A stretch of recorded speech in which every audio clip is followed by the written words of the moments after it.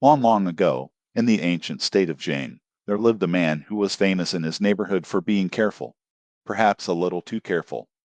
His name has been forgotten, but everyone simply called him the Jing Man. The Jing Man was not lazy, and he was not exactly stupid. In fact, he believed he was very smart. He liked rules. He liked order. He liked doing everything the correct way. If he cooked rice, he counted the grains. If he hung a picture, he measured the wall 3 times. One morning, he was about to go outside. However, he felt something wrong. He looked down at his feet and sighed. His old shoes were torn. The left shoe had a hole near the toe. The right shoe was so worn out that when he stepped on the ground, he could almost feel every little stone through the sole. "These shoes have served me long enough," he said seriously.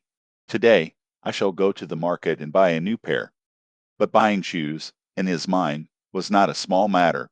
A careless man might simply put on the shoes and see whether they fit, but not him. No, no, he was a man of method. So he sat down, took off one shoe, placed his foot on the floor, and carefully measured it with the ruler. He measured from heel to toe. Then he measured again. Then, just to be safe, he measured a third time. "Excellent," he said, holding up the ruler.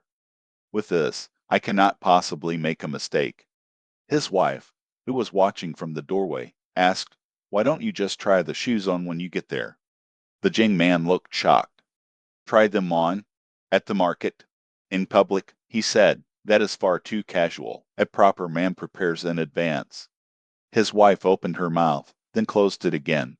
She knew that when her husband began talking about proper methods, the conversation could last until sunset. So she only said, "Fine, just don't forget your ruler." "Forget it," he said, almost offended. "Impossible." He placed it beside him and quickly put on another pair of shoes. Then he stood up, adjusted his robe, checked his purse, and marched out the door with great confidence. Unfortunately, the one thing he did not take with him was the ruler. The market was already crowded when he arrived. Sellers shouted from every direction, "Fresh fruit, sweet and juicy. Silk cloth, best in the state of Jin. Hot cakes, eat one and you'll want 10.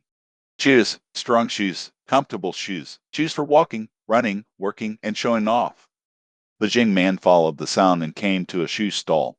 Rows of shoes were displayed on wooden boards: black shoes, brown shoes, soft shoes, strong shoes, shoes for farmers, shoes for scholars, and shoes for men who wanted everyone to think they were more important than they actually were. The shopkeeper smiled. "Good sir, looking for shoes?" "Yes," said the Jing man. "I need a new pair." "Then you've come to the right place," said the shopkeeper. "Please choose any pair you like. You may try them on." The Jing man frowned.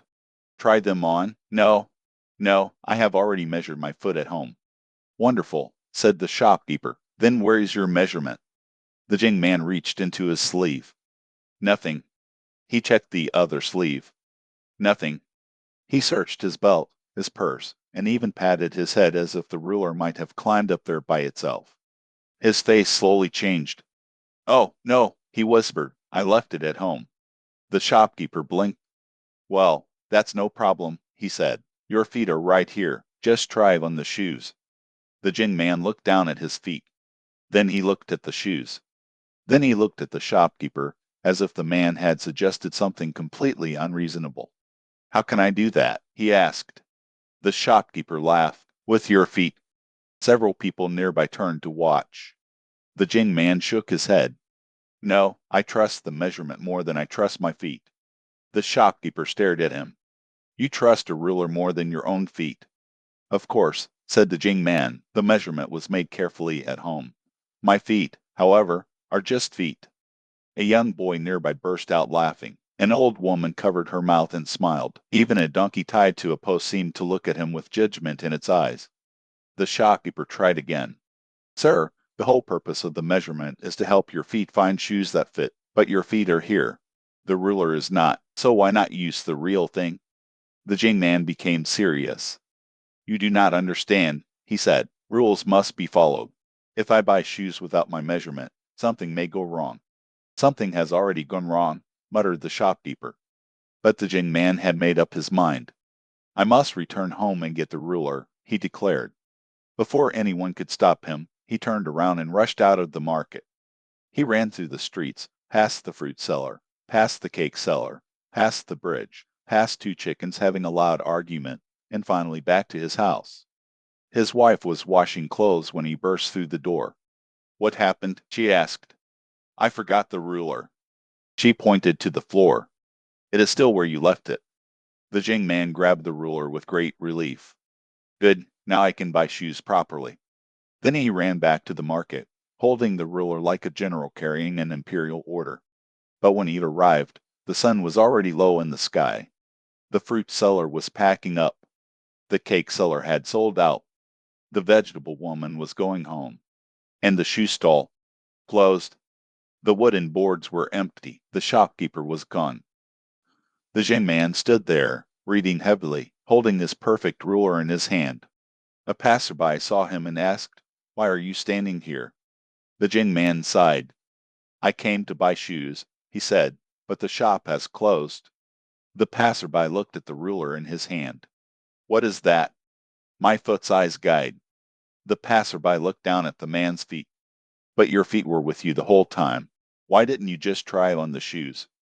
The Jin man answered proudly, "Because I would rather trust the measurement than trust my own feet." The passerby laughed so hard that he nearly dropped his basket. And from that day on, people remembered the story of the Jing man who wanted to buy shoes but trusted a measurement more than reality itself. The lesson is simple. Rules, plans, and measurements can be useful, but they should never replace common sense. When the real situation is right in front of you, don't blindly follow an old method. After all, if you want to know whether shoes fit, sometimes the smartest thing to do is simply put them on.